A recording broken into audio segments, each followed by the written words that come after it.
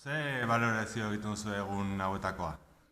Balorazio orokorra oso positiboa izan da. Ekintzak hasi ziren lehenengo ostegunean, 19. Pamela Palentziano etorri zen, eta hori bakarrizketa bat bota zuen, azkenean bere bizipenak kontatzen, eta hori oso unkituta atera ginen, eta oso ondo jende asko gerturatu zen. Laurogei pertsona inguru, gutxi gora bera. Eta gero, zer gehiago egin dugu, Begoña Zabala etorri zen gaztetxera, eta nahiko jende asko egon zen.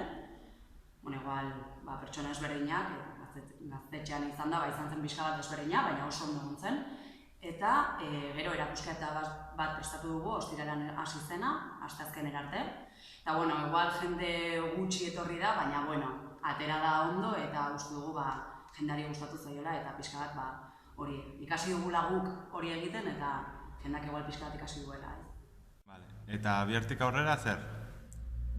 Bihartik aurrera, guk genekien gaur egun ofiziala eta instituzionala zela eta hortaz kalera atera behar ginela, baina bihartik aurrera lanean jarraituko dugu eta baita borrokan ere, ze badakigu emakumeok jasotzen dugun violentzia eta gure eskubideen zapalkuntza egunero ematen den zerbait dela eta hortaz gure borroka beharrezkoa dela.